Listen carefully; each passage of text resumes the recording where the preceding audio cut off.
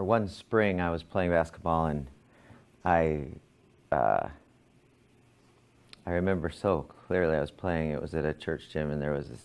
We were in this kind of league that we were playing in, and I shot the ball and I missed it, and I pushed off to go after the rebound, and it felt like somebody took a Louisville Slugger and just went, bam, right into my calf.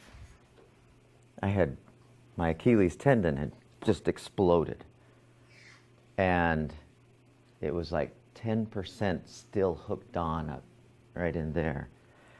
And so for 6 months I was in a cast, I was in a boot, all of the things that you do to rehab.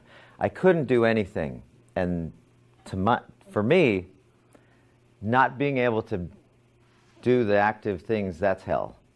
There's nothing worse for me. No, I shouldn't say that. There's far worse things. But that to me was the worst way to spend a summer, was not being able to do all the things that you do in a summer. And I thought, what am I going to do? So that summer, every day I did yoga. I did whatever that looked like. I did yoga. I just stretch and pose, stretch and breathe, stretch and breathe, stretch and breathe.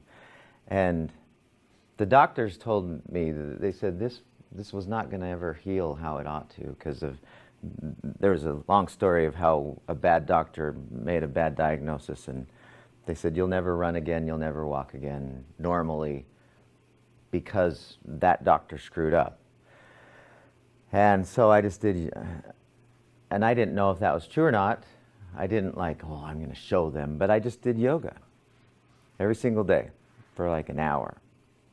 That was my workout. And I kept going back to my trainer, the physical therapist, and ultimately back to the doctor, and they said, we can't believe you.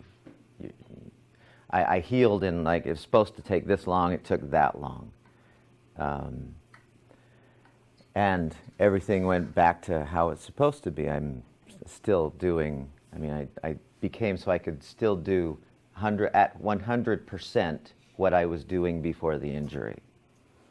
And anytime I get injuries, if you play sports enough, you're going to get injured, right? You are going to get injured. And I've been very, very active in all kinds of sports my whole life, and I get injured.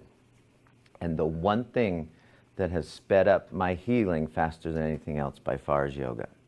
When I do yoga, my body just goes, oh, well, now we're back in balance, so we're going to just take care of things faster. It's really, really amazing.